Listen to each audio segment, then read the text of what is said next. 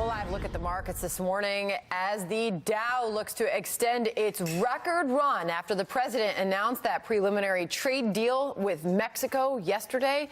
Dow up 35 points right now, adding to earlier gains, 26,000 plus for the Dow, and a lot of stocks hitting all-time highs today as well. More on that in a second.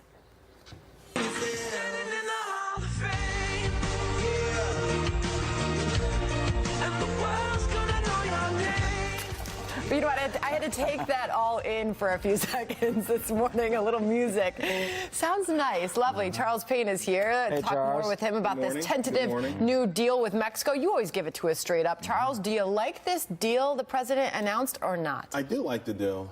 Yeah, and it puts to rest this one, part of this contentious sort of NAFTA situation where a lot of people thought at best it would happen after the midterms or maybe never. So I like the way that it came together. I think there were concessions on all sides. I think it makes it easier for us to maybe get China. Of course, we know the trade minister, she cut short her trip to Europe. She's on her way to the White House now.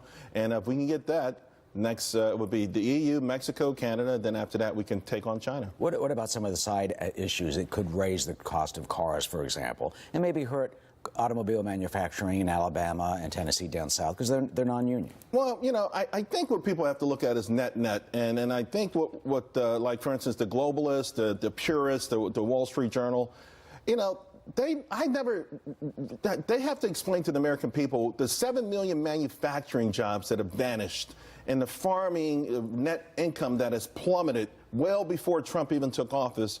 Where's the compassion for those people? Because I think the American public thinking that if it's all about the corporate profit margin that has to supersede everything else, they're going to make a huge mistake. We already see America pushing back huge on capitalism. 18 to 29-year-olds completely are rejecting it. Only 47% think it's a good thing.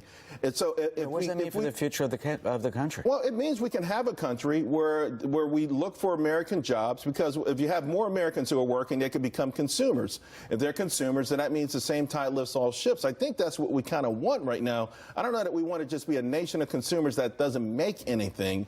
Yeah, that doesn't really work, does it? Larry Kudlow, the president's chief economic advisor, was on Fox News earlier this morning, and he was trying to clearly lay out the benefits of this deal. It opens up a lot of markets. It protects intellectual property. It actually extends some patents and copyrights for new drugs. All this is very helpful. It protects workers.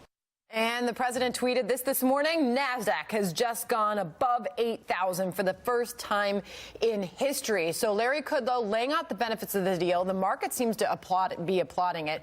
Record after record, the NASDAQ, the tech-heavy NASDAQ, which for so long wasn't keeping up with the rest of the U.S. stock market, all of a sudden here it is at a record. So NASDAQ up 16%, the Russell 2000, which is the domestic economy, up 13%, the S&P up 8%, and the Dow is up 5%. This deal is actually better than TPP with respect to intellectual property, protecting our biological industry, our agricultural industry. It is superior to the plan that was trying to be forced down our throats. So, I don't know that you're ever going to have the ideal plan, but we are going to be a global player. We want to sort of level the trade, the playing field, and I think most Americans right now are down for fair trade.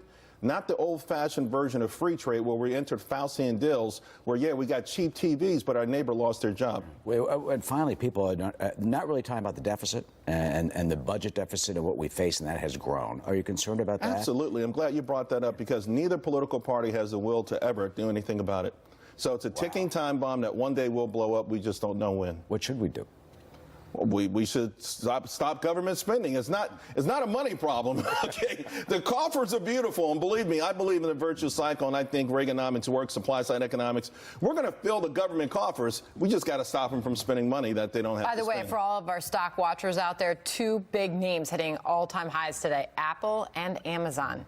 That's big news. That's huge. Absolutely. Oh, by the way, consumer confidence out right before I came on, the highest level since October of 2000. We're on fire. We're firing on all cylinders in this country. The Wall Street Journal didn't like this deal, by the way. That's okay. We'll see where all this ends up and what happens with China and Canada. And Canada on Friday. Yeah. All right. Yeah. Charles, Thank you very much. Charles Payne. Okay.